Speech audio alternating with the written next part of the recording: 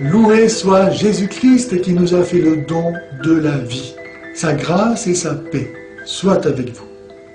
Monsieur Arnaud Dumouche, professeur de religion en Belgique, enseigne que la fécondation in vitro dans le mariage n'est pas illégitime, c'est-à-dire n'est pas un péché mortel conduisant à l'enfer. Il enseigne cela sur un site internet Gloria TV dans une vidéo appelée Mariage 15, la fécondation in vitro, théologie catholique. Or, on ne peut prétendre faire de la théologie catholique et contredire en même temps l'enseignement de l'Église. En effet, l'instruction Donum Vitae, publiée par la Congrégation pour la doctrine de la foi le 22 février 1987, et le catéchisme de l'Église catholique en ses numéros 2376 et 2377 enseignent le contraire de ce que M. Arnaud Dumouche enseigne.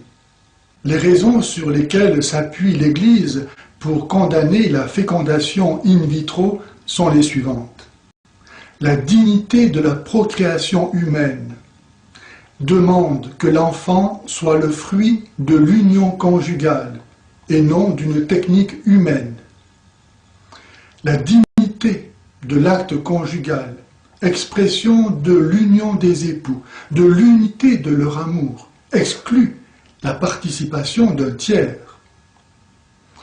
La procréation in vitro aujourd'hui implique la mise à mort des embryons dits surnuméraires.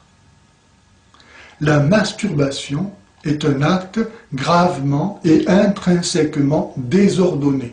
Voici ce que dit l'instruction Donum Vitae. En conformité avec la doctrine traditionnelle sur les biens du mariage et la dignité de la personne, le jugement moral de l'Église demeure opposé à la fécondation homologue in vitro.